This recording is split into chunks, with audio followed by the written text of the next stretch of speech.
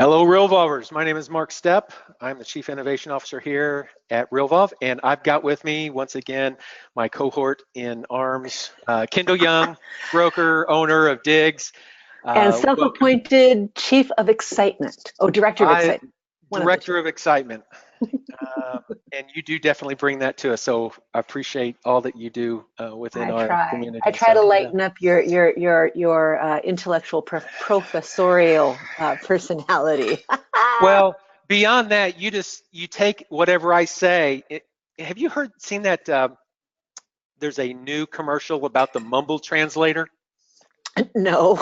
Okay, so you put this thing in your ear and everybody that mumbles, it translates for you. It's also called a hearing aid. No, it's called a hearing aid, but they're calling it a mumble translator. I thought that was brilliant for them to figure out that people just hear mumble. So anyway, my expertise is in creating the features and functionality of Realvolve for you, and Kendyl is great at interpreting things, bringing it down to the lingo that most real estate agents have, and trying to make it a little bit simpler to understand.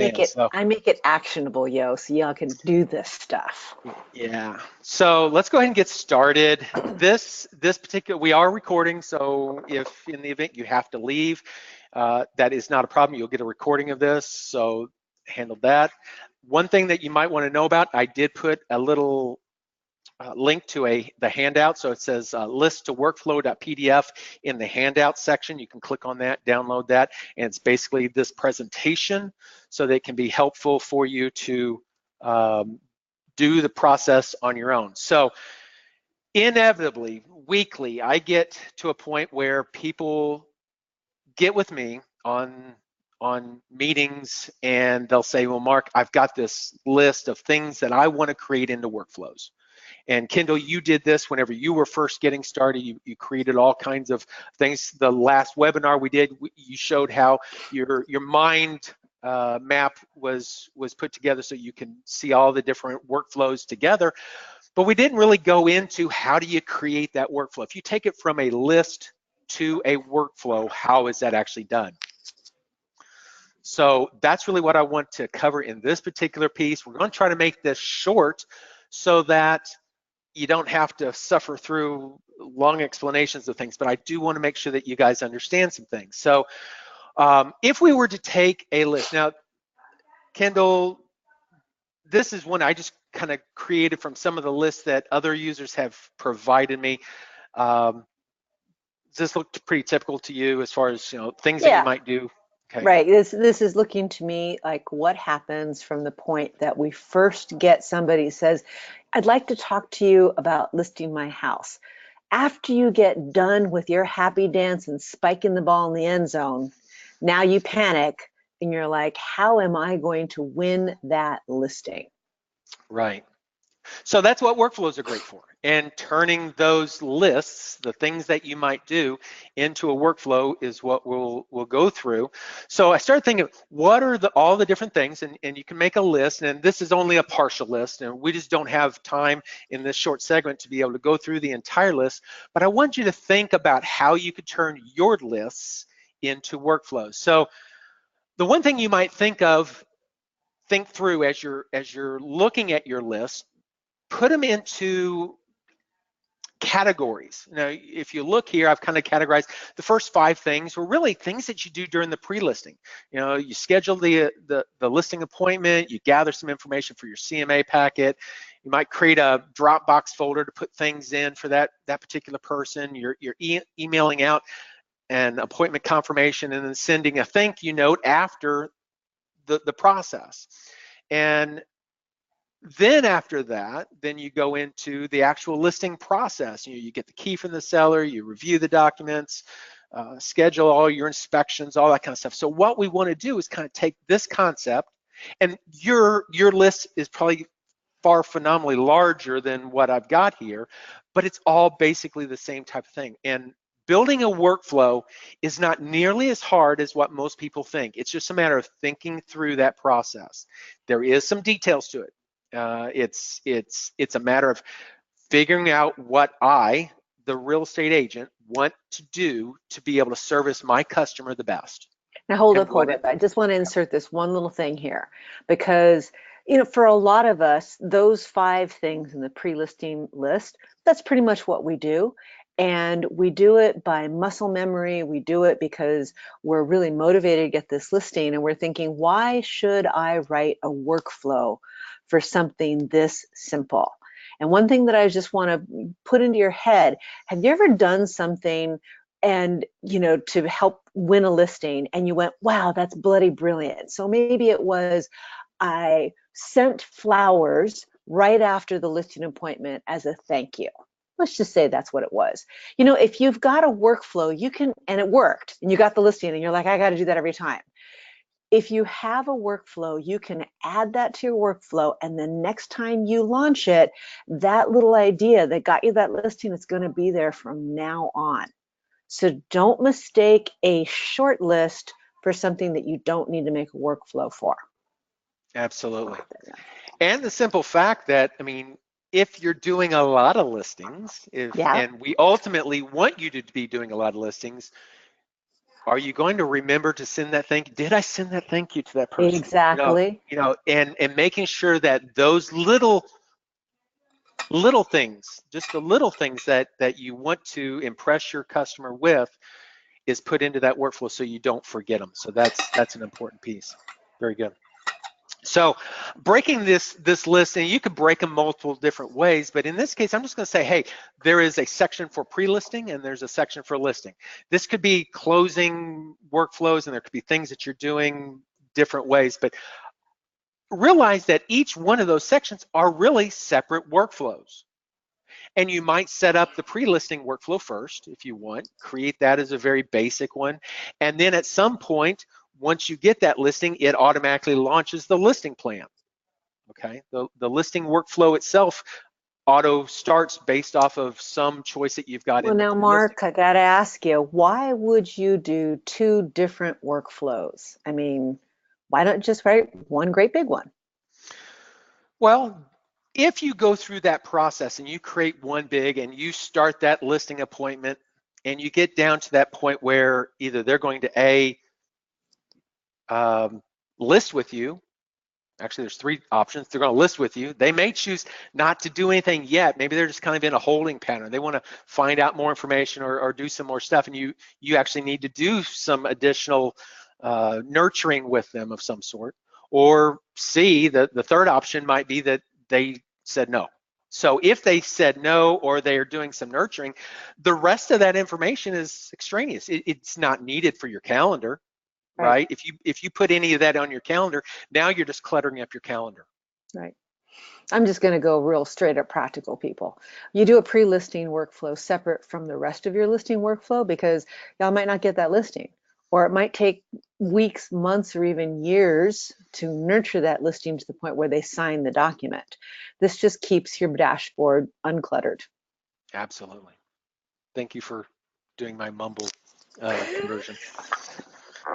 Okay, so what we're gonna do for this particular webinar, we're gonna go through and we're gonna say, okay, let's look at that listing side. So the very first thing that I would do would be to jot these things down and make a title out of them. So the same information, I just put them into an area of a document and call them title. Okay, so get the key from the seller, review the documents. It's all the same stuff. I just put it into a list of some sort. So I'm putting this on a piece of paper, typically, until you get where you're able to do it within Realvolve without doing this. This is a great way to get started. Okay. So then the next thing I look at, besides just the title, I start thinking about, okay, who is supposed to do this activity? Now, if you're a sole agent, you're the Lone Ranger on this, you're doing everything, this may not make sense to you. But think about if I had an assistant, or if I had a listing coordinator, what activities would that person do? And the important part of that is, hopefully, whenever you get to a point where you're starting to grow with Realvolve, you'll be able to hire that listing coordinator or those other people. And now you don't have to change your workflow. You just identified ahead of time who does what activity in your in your ultimate scenario of listings? Now, the instinct some of you are going to have is to instantly freeze like deer in headlights and think, oh my gosh, I need to know all of the different roles that I'm going to have in my someday organization, and I can't write this workflow until I figure that out. So perfection is the enemy of like everything. What I would encourage you to do is, if you can't think about, it's like, oh, am I going to have a listing coordinator? Am I going to have a buyer coordinator? If I'm going to have an assistant, instead of going all that crazy, what I want you to do is just think, what are the things that I will always have to do? And those are the things that create that emotional connection with your client. So for example, getting the key from the seller, there's no real emotion there. That could probably be delegated to an assistant, right? But attending the pre-inspection with the seller, that might be something that you're never ever going to let that go, because you need to be there physically with the seller, hold their hand as an inspector takes a microscope to their home, right? So think of it that way. It's at least a good start, and you won't be frozen by the need to be perfect. Absolutely. Good point. Okay, so once I've assigned, and if you are a loan agent, you can just put your name on every one of them assigned to Joe Agent. But I recommend assigning it to a role versus a person, just so that you can grow without having to redo the workflow down the road. So then we start looking at the next thing of each one of these activities. Who am I doing this activity with, if anybody? Who's the recipient of the activity itself? Not who's doing it, but who's receiving the action, if there is one. So getting the key from the seller, well, that means I have to do it with the seller, right? I have to get that from whoever the seller is. Schedule the pre-listing inspection, the pre-listing home inspection. I need the pre-listing home inspector, right? And these are just the different party members in our people tab. We'll get to that in a little bit, but just realize that these are the different people that play roles in the selling of the property. So some activities, like the attend the pre-inspection with seller, you're going to do that with both the seller and the pre-listing home inspector. So there's going to be multiple people potentially in some of these activities. But identifying who that role is, and if it's something like an email that you need to send, now we can connect who in that role is going to receive an email or a text message or a phone call or whatever. So just identifying who am I doing this activity with is extremely important. Okay, so if you looked, we're looking at this, basically we've just been taking lists, and I labeled it lists. So up to this point, we've just been dealing with lists. Now, if we take this and we add, when are we going to do this? The scheduling part of this. Now we've turned a list into a workflow, okay? Things happen at a certain time. It's not just a list of things. And the important thing about the difference as far as a list versus a workflow is the fact that you are so much more organized. You're only being told when to do things when they're due, right, Kendyl? Right. I mean, we have so many things coming at us all at once. Anything that I can do to just focus that in so that I'm just dealing with the thing I have to deal with, and I'm not trying to remember what's going to happen next week. I'm a bear of small brain. I can only handle so much. Absolutely. So what we're dealing with here is a calculation. It's really a calculation of some kind of milestone. Mm-hmm. In the very first entry here, we're saying 0 days after listing, 0 days after the listing date, which is the listing date. 0 days just means whatever's been added to it is a number. So many days before or after. 1 day after the listing, I'm going to review and verify the documents. Now, you might choose to do that on 0 days as well. The day I get the listing, but maybe it's in the afternoon. You want to come in and do it fresh in the morning or something like that in most cases. But in any of the case, you're calculating a number of days before or after some kind of milestone date. Listing date, inspection date, a staging date, a photography date.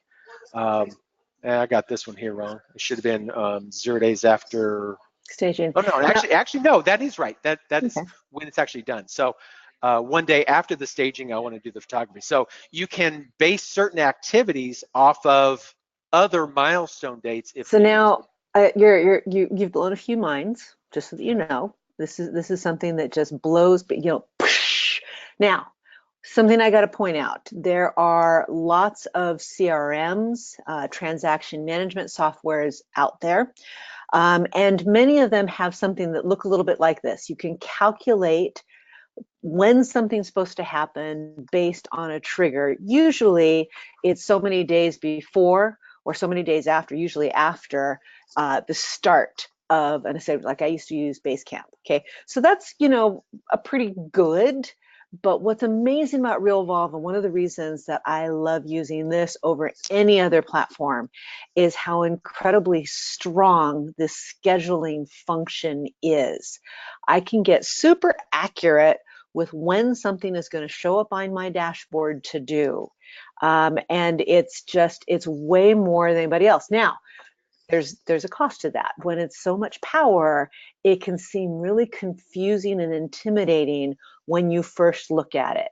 So understand, it doesn't have to be that powerful. You can do, I'm going to take pictures 10 days after I list the property. I'm going to do the home inspection 3 days after I list the property. And that's all you ever do. And you can start off with that. It doesn't have to be all of this other stuff. But once you start using it, you're going to go, oh, geez, that 10 days, it wasn't really accurate. It would be so cool if I could schedule myself to take pictures one day after I do the listing, after I do the staging, excuse me. And we can do that. But to start off, you can keep it simple. It's okay. It's not a problem. Yeah. The key there is, and why this makes it so much more powerful, what if you scheduled this and you did 10 days after listing, I'm doing my photography. 9 days after was the stager. Well, maybe the stager got sick that day and couldn't attend. Now it's going to be so many days. It's going to be, 2 days later. Now my photography is still off because the staging got done late, and it throws everything off. By setting up these dates based off of so many days after another milestone, it gives you that flexibility. Well, if the staging date changes, I change the staging date, it'll change my photography date for me. Okay, so the last thing that we look at, once we've got our title, our assign to, our with, and our schedule, then we just go back and take a look at what of these activities can we offload to maybe an email or a text message and not have to do them physically on the phone, which sucks up our time. Okay, what if I can send an email to schedule my inspection to my home inspector instead of making that phone call? It's going to save me 5-10 minutes, and if I get distracted with that person or they're not there, then I'm checking back with them multiple times, and it's just a headache. So anything that you can take and put into a template, an email, a SMS text message, a Twitter message of some sort, a tweet. My daughter called him a twit, but No, no, no. whenever you go through that process, you can simplify your processes so much by simply turning them into some kind of template and have it automate the process for you. I'm going to stop So, you real quick, just because we had a good question from Jerry. She had said, so are the items checked, the next milestone won't trigger? So we're talking about scheduling, and you were talking about how the next to-do could be triggered off a particular milestone. She's asking, well, then the next one's not going to show up until you reach that milestone and check it off? correct. Okay. Okay. Correct. And Jerry, so you know that you can, if that doesn't work for you, if you want to be able to see that next item, regardless of whether or not you actually are able to check off staging, you can make it that way as well. So Yeah, you can do it both ways. You can mhm. make it, instead of 2 days after listing for the staging, I could have done, Right. well, for the photography, I could say 3 days after listing. That would work, and even Right. if I didn't do staging, photography could still happen. But Right. in this particular case, I really don't want the photographer to come and take pictures if it's not staged.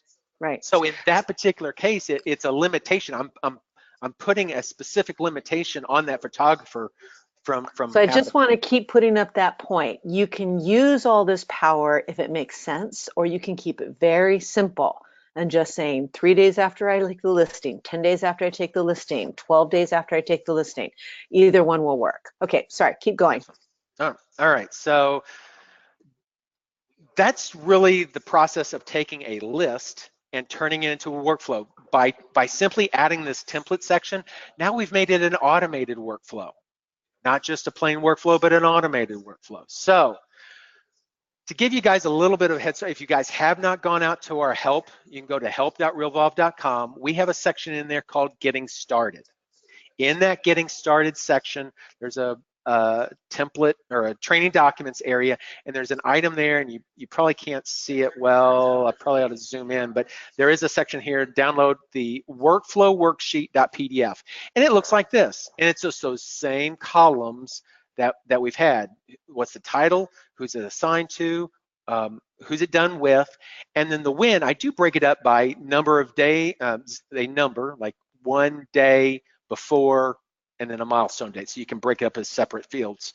But that's an easy way to write things down until you get to that point where you can create your own workflows just out of the air.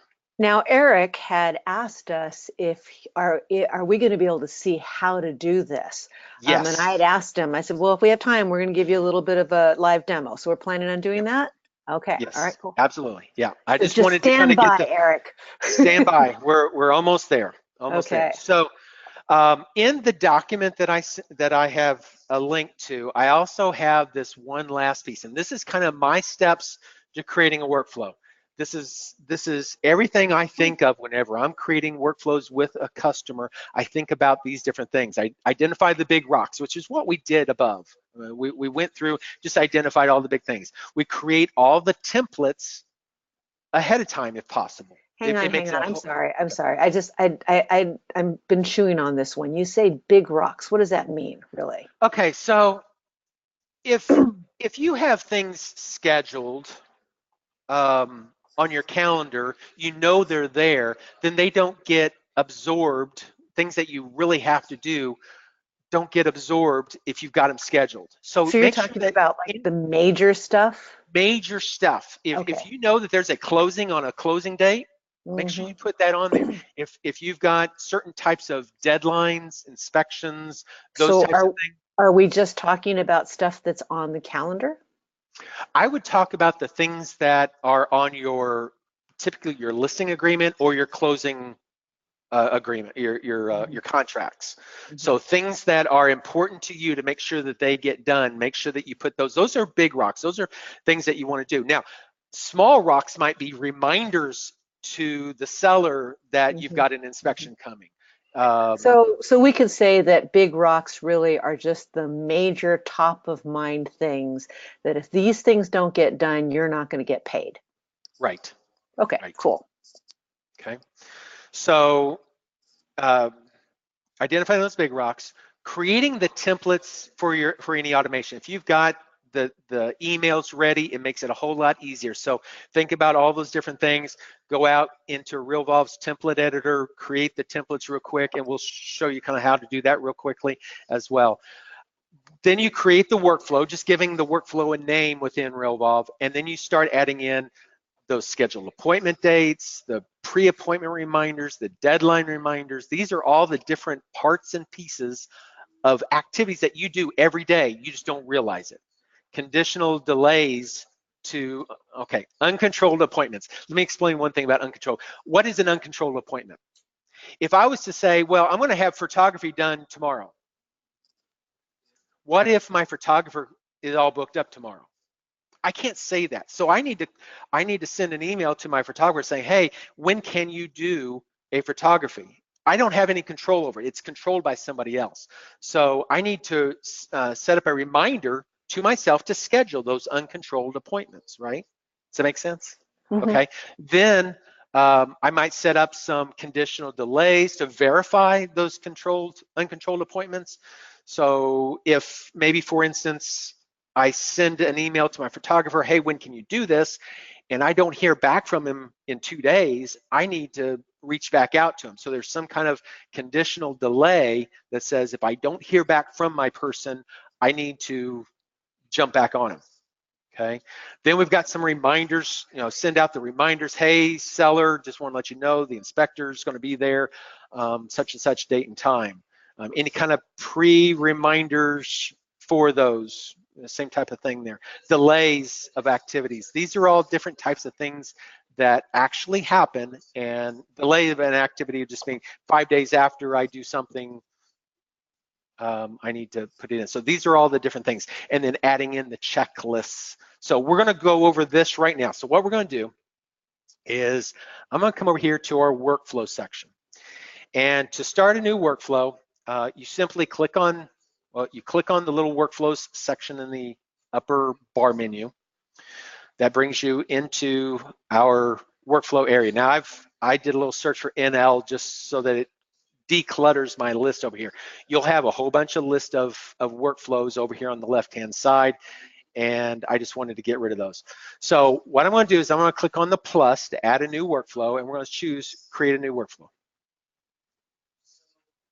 So whenever I create that new workflow, it will give me an area over here where I can start typing in information. So I'm going to type in, I'm going to give this a title just so that it's in an area that I keep. I want to say NL0, and that I really don't need to do that other than I just want to keep all my new listing stuff in an area. And then give this a title. So I'm going to say new listing. Now you could just say new listing in there if you just wanted to put it. It's going to go alphabetically in the list on the left-hand side. So keeping the new listing items together this way is just my mechanism for keeping them in alphabetical order in a certain way. The use with. Now, the use with is really not that difficult other than you got to think about how am I using this workflow. Is it used with contacts where like contacts that are new leads, that are past clients, stuff like that? Is it a property type workflow, which is what we're doing, we're dealing with the property side, or is it a contract to close type workflow where we're dealing with transactions? In this case, we're doing a new listing, we're going to choose property. Okay, these are the only 2 fields that we need right now. The rest of these we'll cover later. Don't want to confuse you with anything, but just realize you can create a basic workflow with just those 2 items and then click on the add button. Okay, down at the bottom then it opens up and gives us the ability to add other activities to this workflow. So I'm going to click that, and it now takes me to a place where I can start putting in my information. Now, if I refer back to my sheet that I had, a little piece of paper that had all the worksheet, I can say, okay, the title is, in this case, get key from seller. Okay, that's the title. Assign to, who am I doing this? Who's doing this? In this case, it's going to be the listing coordinator. Who am I doing this with?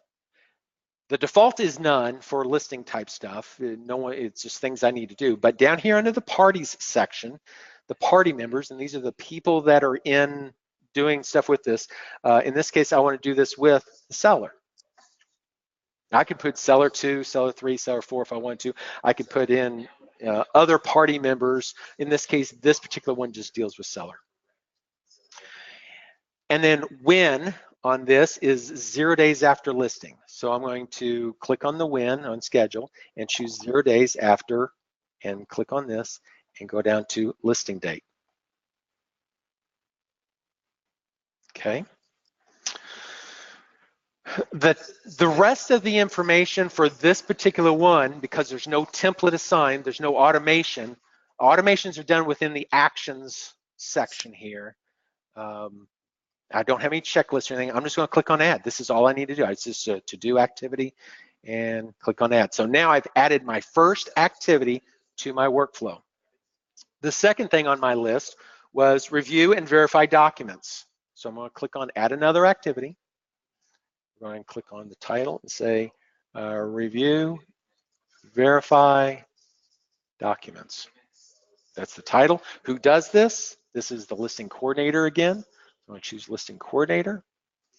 We're going to choose who's it done with. In this case, I put a little dash on there. It's not really done with anybody. It's whoever it's assigned to actually does it. It doesn't really matter whether there's a particular party. Now, if we wanted to, we could say, well, I may need to send information to the seller, so I could pick the seller if I need to send them an email at this point. I'm not going to worry about that right now. When am I doing this? This was set up for 1 day after listing. So I'm going to come down here to the computed date, 1 day after listing date. One thing to note, if you are running on a Mac, this little scroll bar may not be showing, but there are lots and lots and lots of dates that are available. This is a real thing. So if you don't have your scroll bar and you want to be seeing that, there is an item, a setting in the Apple section under System. Go About Mac, and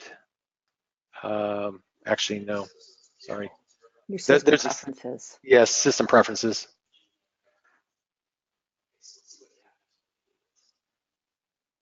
Going under the General section here, and Show Scroll Bar, set it to Always. It's set for automatically based on mouse, and it never shows it, and it can get confusing. So for Mac people, that'll save you some time knowing that there are things that you can scroll on. But we're choosing 1 day after listing. Sorry for that rabbit chase there. And so now the question becomes, well, I could just leave this activity here as it is, and it would remind me, hey, review and verify documents. But the question becomes, what documents? What are the different documents that I may be looking for or at and that I need to verify? And what if somebody was brand new to this position and they didn't even know what documents to look at? Well, what we can do is create a checklist, that checklist of documents. So give me some documents I need to check on. Well, the listing document, right? Listing document. The listing contract, I guess. Agreement. Listing Right, agreement. listing agreement, sure, yeah. Okay. In California, we're gonna have the transfer disclosure statement, or TDS. TDS. TDS, okay. Yeah, that's jargon. Okay. That's California jargon for y'all out there. Maybe there would be a lockbox agreement. I don't know if y'all have separate ones on that one. Okay. Golly. So and that's fine. Yeah. You can put as many different documents as you want to in here. Verify that you've received them. Now, if somebody that is brand new, they're brand new to listing coordination and haven't been with you in California, they may not know to look for the TDS. Maybe they moved from Missouri and moved to California for some ungodly reason. Kidding. But they may not know, is the fact. So what happens then is something could get missed if you don't put it in the checklist. And we're going to come back and show you how this is actually ties together and why we need this. So we've got everything that we need here. I'm going to click on Add. The next thing is schedule the pre-inspection. So now we've got 2 items on here. Click and add another activity. And we're going to schedule I probably should have, I'll go ahead and call it what I have on here. Pre-inspection, pre-listing home inspection, whatever you want to call it. Okay, so who does this? The listing coordinator does this. With, in this case, the with is, I'm going to do this with the pre-listing home inspector. So I'm going to type in pre, and it'll find anything with the word pre in there. So you don't have to scroll through a whole bunch of things. You just do a find on there. So I need to schedule this inspection. I need to do that with the pre-listing home inspector. So I need to know who the pre-listing home inspector is, and it's going to ask me that in a little bit. When do I do this? It is scheduled for 1 day after listing.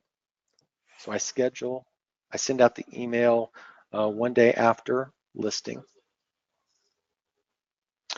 And because I know this is an email going out, it's more than just a to-do, and this is really just classification. You can leave everything as to-dos if you want, but I like, if I'm sending out an email, if I'm sending out a text message, I typically go in here and change the type. It's okay if you don't, but it's definitely there so that you can sort through your activities and see what needs to be done. If I just want to send out all my emails, I can sort them by emails. If anybody's a fan of getting things done, you know that this is an important feature. Yeah. So now I'm finally to one of the activities that has one of the templates pieces. So here's where it says template, the NL01 schedule inspection. I had gone in earlier and I had created all these different templates. One of the step 2 was, create all your templates. So I did that because it's going to takes time. But if I just come here to this one here, I created you click on the new template, you do basically the same thing, give it a title. What are we using it with? It's a property type email, so I use it with the property. I put in a subject. In the subjects, you can put in merge fields as well. So in this particular one, need a pre-listing inspection for, and then it'll use whatever address for that property whenever the email is sent. Is there any way to zoom in on that? Some people are saying they can't see the small text, and I know they'd love to see the merge fields so there. let me zoom in a little more there. Maybe There you does that go. help? Hopefully, I can see it, but Yeah. I got a big Okay. one. So here I've put in a merge field. To insert merge fields, you just put in square bracket, bracket, bracket, and then I typed in street address or address, and it'll Can you find any highlight merge. that? Can you highlight the merge field? Just Yeah, right there. There you go. Bracket, bracket. Yeah. So let me just show you how to insert that merge field. So I'll take it off. I'm going to put in bracket, bracket, 2 square brackets, and it's going to bring me up a list of all the different merge fields. Well, there's a ton of merge fields, so trying to find it in that list can be a bear. True But that. if you know what that field is that you want, in this case, we want the street address, I can start typing in street, and it'll find anything that has the word street in there or street address. But if you come down here, you'll see property, pound, street address. So you can narrow your list down very easily just by typing in anything after those 2 square brackets and then selecting it. And then it will put in the remainder of that merge field for you the way it's supposed to be put in. You can do that in the subject field, and you can also do that here in the body.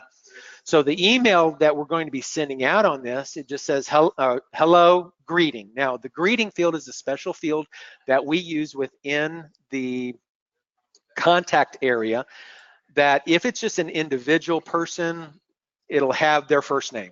Hello, Mark. Okay. Hello, John. If this email might be to the sellers, it might be hello, Mark and Kathy.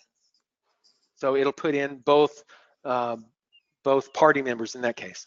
In this case, it'll just be the inspector, hello, John, whatever. We just listed a property for, and then putting in whoever the seller's first name, seller's last name. Put in listed the property for Mark Stepp at, and then the property address again will be the same address that we used up there at 123 South Main Street. And we need to schedule an appointment right away. Please let me know when, what your schedule allows, or however you want to word it. You word it however you want to word it.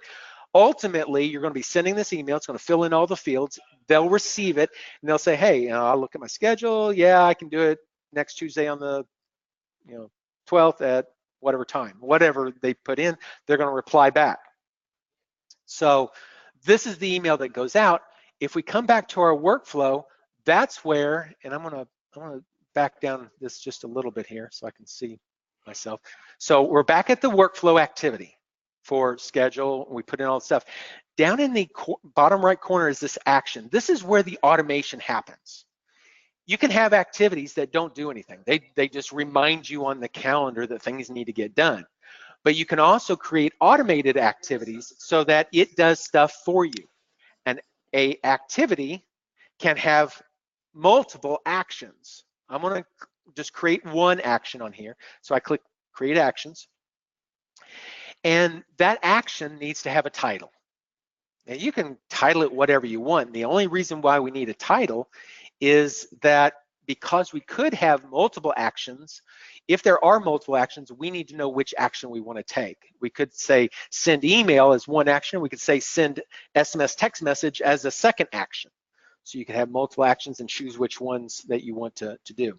In this case, we're going to send the email, and we're going to send it ultimately. I'm going to say we're going to send it manually with preview at first, but ultimately, if this email is always the same every time, it's just the way it is, you know it's always right, you can change it to be send automatically, so that at 8 o'clock or 9 o'clock or whatever time it's supposed to go out, it just automatically goes out. So you now have saved your time. You know that's going out to your inspector. They're going to get it, and you didn't have to do anything other than sip your coffee, Starbucks, whatever. So I'm going to choose send manually with preview. How am I sending this? Well, I'm going to send it as an email. I could choose, a text message or whatever.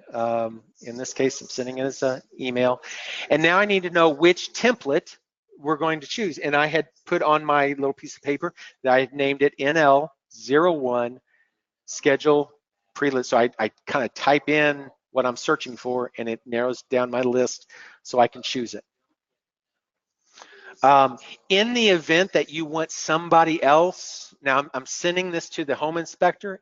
If in the event you want somebody else, some other party member to be CC'd or BCC'd, we do have some of those options to help alleviate that challenge.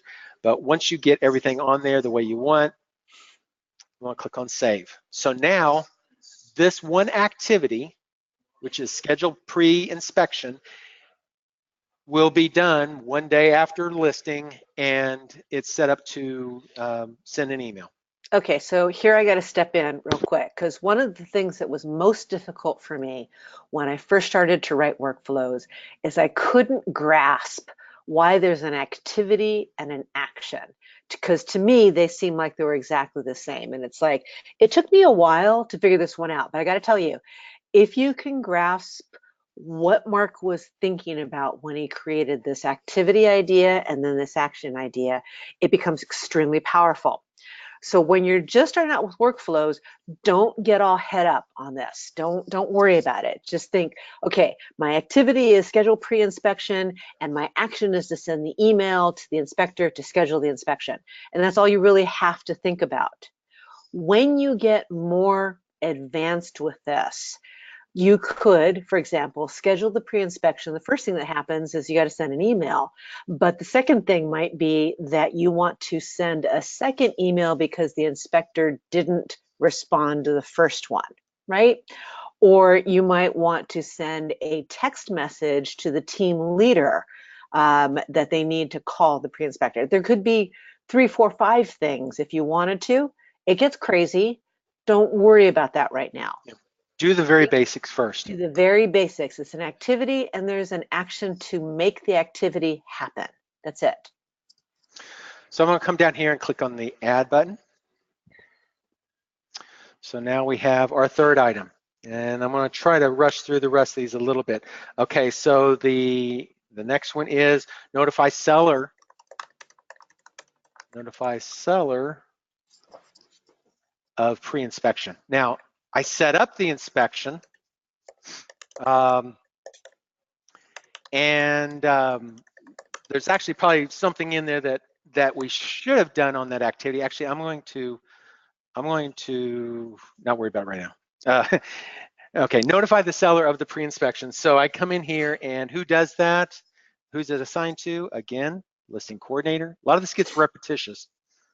Who's it doing with? Well, I'm going to send this email to notify the seller. I'm sending it to the seller, right? Seller. I could say seller 2, seller 3 if I wanted to in there, just to keep, and if there's not a seller 2, it doesn't do anything. It's okay. And I click on the win. So this one here is, say, 1 day before, and pre-listing home inspection date. This is just to remind them, hey, you've got an inspection tomorrow. That's all it is. Now, I'm going to say that there probably should have been an activity in between those two to verify the inspection date. Now I'm going to go ahead and do that. It's not on the list, but it's something that we need to know, and I'll do that here in a second. But in this particular case, we're doing this one day after the home inspection. And the action on this, I'm going to come back here and we're going to create another action for this activity, which is another send email. And in this case, this particular one, I want to say send. And again, this could be automatic, assuming that you trust everything that you've typed in your message is always the same, then you're good there. It is an email. And this is NL02, notify seller of inspection. And if I was to, I'm just going to go ahead and hit save on that. So if we take a look at that one, in this particular case, it just says, hello, greeting. Hello, it'd be the seller's name. Hello, Mark and Kathy.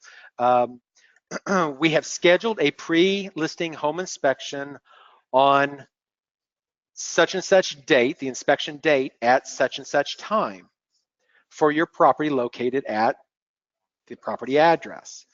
Please make sure that the electric is on and access to all areas is unblocked. You can type in whatever you want. I just threw that together real quick.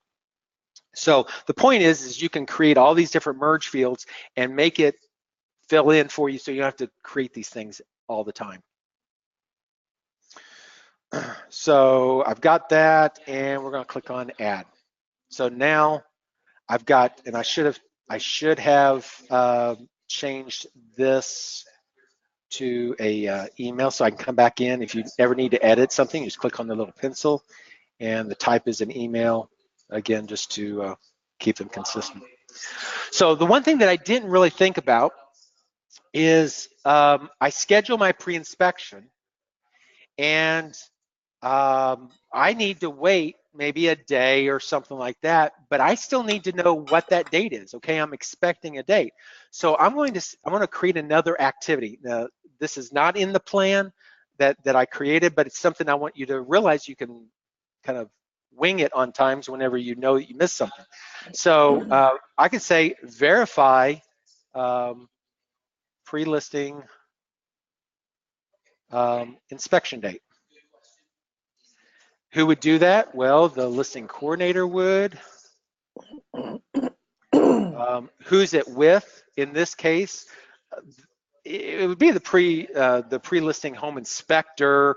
If I didn't get that, maybe I need to make a phone call or something.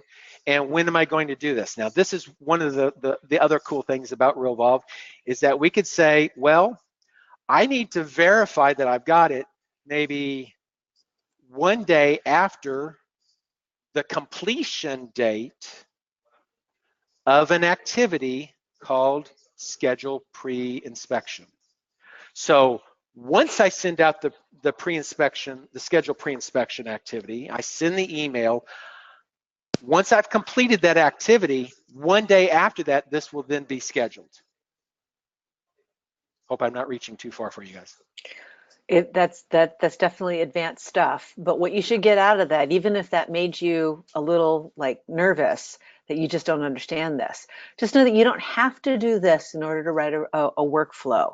Know that there's some of this super awesome stuff that's available for you once you just get the grasp of the basics.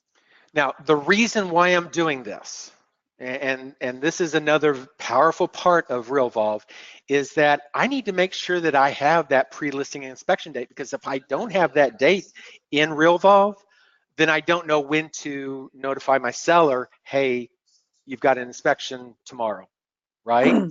So Right. in the checklist part of it, we had typed in document names earlier. The other thing that you can put into checklists are merge fields. I hate to do this to you, but it's very important if you want to use this type of functionality. Right, if you're going to be advanced, this can be important. So in the checklist site, I can do the same thing that I did on my templates, and I can put in bracket, bracket, and I can put in the word pre-listing home inspection date. Okay, now let me tell you why this is super important. there are a ton of data points and dates and places where information can be gathered, right? And it's really hard to remember all of the different things that you might put into your workflow. I lose track of this all the time. When you use merge fields like this right within an activity, it frees you up from having to keep track of what data points you need to collect to make everything work. And so, as complicated as this stuff looks, it's actually very, very simple once you get these things written and launched. You don't have to remember. That's the thing. It's like I'm a lady with gray hair and memory issues. I don't have to remember very much at all. I just follow the breadcrumbs that are in the workflow. And that's what's so brilliant about this. And what will happen then is for Kendyl, one day after she sends that email out to the inspector, it's going to show on the calendar, verify the pre-listing inspection date. Did I get it already? Did I check the mail the next day? Did he respond to my email? And if he did, the checklist will have a place where you can enter the date and the time, and it will fill it into the database for you automatically. I mean, it'll into the listing database for you under Like, properties. Boom, mic drop. Yeah. So I put that in here so that I can show you how that's done. And the other thing that's important is once I add that date in here and physically put in a date, then some of my other activities that were based off of that as a milestone then get recalculated. And now one day before that, I will send my email to my seller. So it's important to have that. Okay, attend. So here's the next one here is attend the pre-inspection with seller. So we're going to say attend pre-inspection with seller. Now you could say with seller here. Again, we have, well, I'll say with seller. We'll do this. And then who does that? In this case, I have the attend with is the seller's agent, the listing agent. Same thing, we do have it as listing agent here, which is backwards because we do have seller agent in the other section. So bear with us on that. I'm trying to get that changed. Who am I doing this with? In this case, I'm going to choose the party member. I'm doing this with the seller. I'm also doing this with the pre-listing home inspector. So I've got two activities that if in the event I need to get hold of either one of them, I can get hold of them from this activity. When am I doing this? This particular one is 0 days after the pre-listing home inspection date. It is that date. And then the next thing is what time? Well, it is at the pre-listing home inspection time. So now this is a reminder activity that I can also say sync this to my Google Calendar if I want. That will say, attend the pre-listing with the seller, and we can also, I'll go ahead and put it on here. You can put in bracket for this street address. So you can put a merge field in the title so that whenever you see it in Google, you can see the address that goes along with it. Okay, this particular one, it's more of an appointment type thing. So I'm going to change its type to appointment, and then I'm going to click on add. So now this becomes an activity. A lot of people will ask, Mark, I have a closing. I put in the closing date. Why isn't the closing showing up on my calendar? Well, it's because you didn't create an activity in your workflow that specifies that you want that closing on your calendar. Because you may have a large team and not everybody wants to know the closing date on their calendar. It could clutter up their calendar.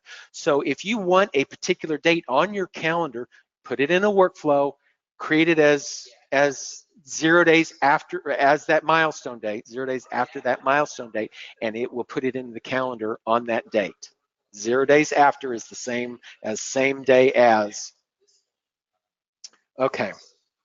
We're getting close to time, so I need to really rush this. They check the pre-inspection results. So this one here is check pre-inspection results. Who does this? This is done with the listing coordinator. Who's it done with? Again, the pre-listing home inspector. And the win on this is 2 days, check, 2 days after the home inspection. So I'm gonna come over here and say 2 days after the pre-listing home inspection date. If the pre-listing home inspection, maybe he calls up and say, hey, I can't inspect it today, I got behind in my schedule, I need to do it the next day. Well, you change the pre-listing home inspection date on your calendar, and then all activities that are based off of this, in this case 2 days after pre-listing home inspection date, it will recalculate this activity's date for you. So anytime dates change, the schedule can change, the workflow can change automatically. In this case, we just want to check on the results. You might go in there and do another action. In this case, I had put on there, check on the inspection results and create the, just you're sending them an email. Now, this may be something that you did get the results in and you don't need to send the email. So you can optionally not send it in the event that you know that you did get it. So I can do send manually with preview. It's an email. And in this case, your listing 03. Check on inspection and save. Okay, so the last we're running out of time here, guys. So the last two, schedule the staging. It's really the same thing as the schedule the home inspection piece, and the same type of thing for schedule photographer. Same identical stuff. In fact, whenever I created my templates, I took the schedule pre-listing and I just copied it. There's a little copy button right here. I copied it and renamed it for schedule the staging. We just listed the property. It's the same stuff. I just changed a few words. I need to schedule a time for stage the home. And in this one here, schedule date and time to take photos of the home. So I just copied one template and renamed it, made a few changes to the template. So those are really the same thing. So at this point, I'm gonna click on add. I didn't add that in. So at this point, I've got my workflow. Now let's see this in action. So I'm gonna come over here to my dashboard. And I'm going to, let's just say, for instance, I'll just put in a new one. So I'm going to click on add a property. And we're going to add a property. I'm going to put in 111 North Main. Listing price 400,000. Listing date today. When does it expire? I'll put it November 30th. It'll pop up and ask, do I want to create a expiration activity? You can say yes or no. Basically what that does is just creates an activity that says, hey, your property's expired, but hopefully you've sold it before then. Now, I want to come over here to my radar. I could start my workflow now, just click on start workflow. I would recommend that you go ahead and put in some of the basic information for the sellers and people, so you don't have to do it during the workflow process. So if you know who the seller is, let's just do Alfred. So I'm gonna click on Alfred. I want to drag Alfred into the seller. Well, since Alfred is married to Annie, Annie gets put in the seller too automatically. And maybe Joe Agent. Joe Agent is me in this case. This is just my sample database. I want to, you know, anytime that you've got a seller agent or buyer agent and it's one of your team members, you want to make sure you drag and drop or select the one that's got the little head and shoulder figurine. So I want to choose seller agent there. If I know who the stager is, stager, do I have anybody that's a stager? I don't. Cancel that. You just grab somebody that's in my database as a stager. You could have sign inspectors, and you can have all these different people. I'm just going to grab somebody and throw them in there as a stager. Okay, so I've got some basic people in there. If I know that, maybe I've gone into my listing and I filled in a few basic information, including dates and stuff that I do know. But see, I don't know the photography date. I don't know the pre-listing home inspection date. I don't have that in there yet. So you can leave them blank. Now I'm going to come over here and say radar. We're going to start this workflow. In this case, the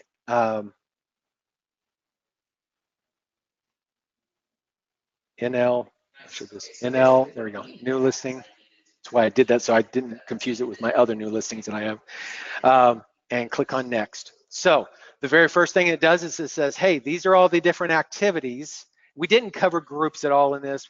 That'll be another item, but this shows you all the different activities. You can choose to uncheck things that you may not need at any particular time. Click on next. Who plays the different roles? Now, we had said in this particular workflow, we have a listing agent, we had a listing coordinator. Listing agent is Joe agent. In this case, Annie assistant is the listing coordinator. So I can pick who does the different roles, and then I click on next. And now it's asking for the other dates. Some of the things were based off of the listing date. Some of the things were based off of the pre-listing home inspection date. Well, I don't have that pre-listing. This is one of those uncontrolled dates. I don't know what it is yet. So I can leave it blank, and that email that we send will request that date. We do know the listing date, and it filled it in from what we had put in previously. So any activity that is calculated off the listing date goes ahead and is given a date. We click on next. Do we know who the home inspector is? Well, if I do know, I can choose them here. Say Harry Jones, and click on done. Now, all those activities then get into the system. We start creating that workflow process. It notifies you, it gives you a little bell saying, hey, we created the workflow.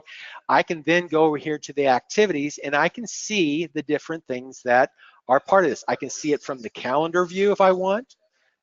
Looking at any of the different things that are in the calendar. I personally like to look at it from the activities list just to go through them. You can also get to them from your dashboard under the important dates, but the important part here is as we're doing these, get the key from the seller. Well, that was just a basic activity. Did I get with them? Yes, I got that activity. I check it off. Until an activity is checked off, we don't know whether it's been done or not. And if it's not been done, you can forget things. So we want to make sure that you always check things off. Schedule the pre-inspection. Okay, so here's where it's done with the home inspector. We had chosen home inspector in the with, so it chose Harry Jones. Now, if I go in there and say, well, Harry is not available, I need to do it with somebody else, I can go in there, change it in the people tab. It will change this activity for me automatically as well. Whenever this activity gets, I say I need to complete it. Now, if I had set to send automatically, it would have sent it automatically at whatever date and time it was supposed to, but this was one day after. I'm going to do it manually with preview. I can click on send email, and I can choose run. In this case, it gives me some stuff. I'm going to choose edit just to show you the information. And so there's the basic stuff. We are running really short, so we need to kind of wrap it up now. So here's the hello, all that kind of stuff. I sent the email. Just say I sent the email. I want to say do not send because I'm not sure what email is going on there. It goes away. Verify documents. Here's where the little checkbox. Did I get my listing agreement? Did I do my TDS, my lockbox? If I get all my checkboxes checked, that activity is done. Save and close. The listing inspection expirations on. Okay, so here's 2 days after the pre-listing inspection. Get the results. I can send the email off. notify, those types of things are all things that get done and get notified. Verify the pre-listing inspection date. Now, the next day, I've received my email from Harry. What is that pre-listing inspection date? Well, it is, we're going to actually do that on Friday at 8 a.m. I can check those off. That completes that activity. Hit save and close. That activity is the key milestone date of some of these other activities, which will be given dates. If I go to my listing, you'll see that since I put that in, now that date and time is in there. So all this all ties together and makes it very eloquent. Now, if I have a listing coordinator that knows very little about my processes, if they'll just follow the instructions of the workflow, they can get it done every time. That's amazing stuff. I know that we threw a ton of information at y'all, and some of you are looking at this going, this is the answer to all my prayers, and you are feeling about Mark the same way I do, which is he's the wizard behind the curtain. He makes my life so much better. For those of you who are looking at this and your head is spinning and you're feeling maybe a little bit intimidated, maybe a little bit hesitant, please come and take a look at some of the other webinars that we do. We'll be continuing to do some of these things. I've been messaging some of the staff back channel going, I've got some great ideas on how to share things for people who are maybe feeling like this was even a little bit too much. But what you should get out of this, no matter what, is that at whatever level you are at, these workflows are going to make your life easier, faster, and a lot more controlled. And that's really what we're looking to do, to improve your life by improving your business and getting your life back so that you can enjoy it. So Mark, you blow my mind every time we talk, man. You're just brilliant, and I love it. Thank you so much for everything that you were sharing. You're welcome. If anybody has any questions, email us. You can reach us info@realvolve.com.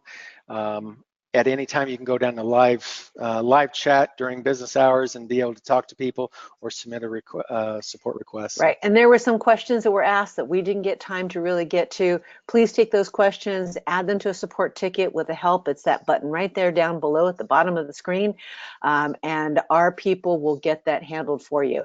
This webinar has been recorded. We'll be sending that out to everybody that registered to attend the webinar, as well as post it in all of our usual channels. So that's it for now. We just really appreciate all your attention. We can't wait to work with you guys and improve your business. Thank you so much. Said very well. Thank you, Kendyl. Appreciate it. All right. See y'all later. Bye. Bye, everyone.